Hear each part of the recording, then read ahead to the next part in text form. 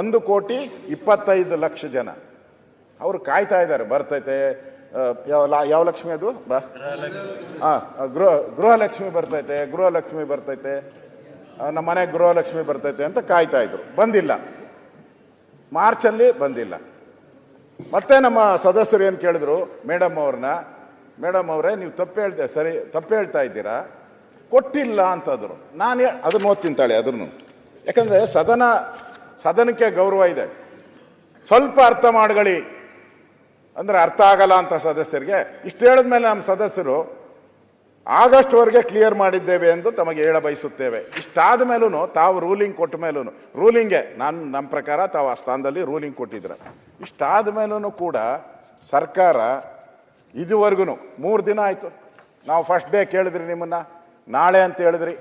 ನಾವು ಸ್ಪೀಕರ್ ಚೇಂಬರ್ಗೆ ಬಂದು ತಮ್ಮನ್ನ ಮಾತಾಡಿದೆ ನಾನು ಸ್ಪೀಕರ್ ಹತ್ರ. ಇಲ್ಲ ನಾನು ನಾಳೆ ಕರೆಸ್ಬಿಡ್ತೀನಿ ಅಂದ್ರಿ. ನಾಳೆ ಹೋಯ್ತು, ತಿರ್ಗಿ ಮತ್ತೆ ಇವತ್ತು ಬಂತು, ಇವತ್ತೂ ಇಲ್ಲ, ಸದನಕ್ಕೆ ಬರ್ತಾ ಇಲ್ಲ. ನಮಗೆ ಇವಾಗ ಕೊಟ್ಟಿರೋ ಮಂತ್ರಿಗಳ ಉತ್ತರ ಅದು 5,000 ಕೋಟಿ ರೂಪಾಯಿ ಬೆಲೆ 5,000 ಕೋಟಿ ಅದು ಪ್ರತಿ ತಿಂಗಳಿಗೂ ಅದು 2,480 ಕೋಟಿ ಕೊಡಬೇಕು. 2,480 ಕೋಟಿ ಪ್ರತಿ ತಿಂಗಳು, ಅಂದಾಜು 5,000 ಕೋಟಿ. ಎಲ್ಲೋಯ್ತು ದುಡ್ಡು? ಯಾವ ಕಾನೂನು ಹೇಳಿ? ಇಂಥ ಕಾನೂನಲ್ಲಿ ಹಿಂಗೆ ಗ್ಯಾಪ್ ಕೊಟ್ಕೊಂಡು ಹೋಗ್ಬೋದು ಅಂತ ಯಾವ್ದಾದ್ರು ಇದೆಯಾ? ಆಶ್ಚರ್ಯ ಬೀಳ್ತಾರೆ ಎಲ್ಲರೂ.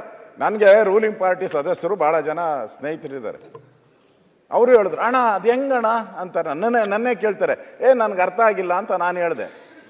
ಇದು ಹೆಂಗೆ ಸಾಧ್ಯನಾ? ಇದು ಒಂದು ಸರ್ಕಾರ ಎಷ್ಟು ಜನ IAS IPS ನಾವು ಓದಿ ಓದಿ ಓದಿ ಓದಿ ನಮ್ಮನ್ನು ತಲೆ ತಿಂದಾಕ್ತಾರೆ. ಈ IAS ಅವರು IPS ಅವರು ತಿಂತಾರೆ ಅಂದ್ರೆ ಅಷ್ಟು ತಲೆ ತಿಂತಾರೆ.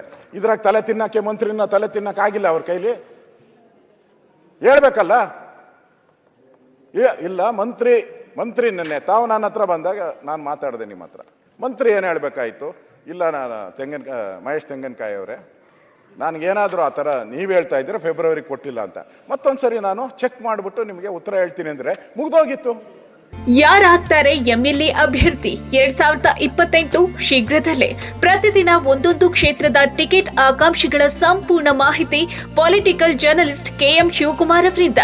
ಕರ್ನಾಟಕದ ನಂಬರ್ 1 ಡಿಜಿಟಲ್ ಮೀಡಿಯಾ ನಿಮ್ಮ ನೆಚ್ಚಿನ ಕರ್ನಾಟಕ ಟಿವಿಯಲ್ಲಿ ಮಾತ್ರ.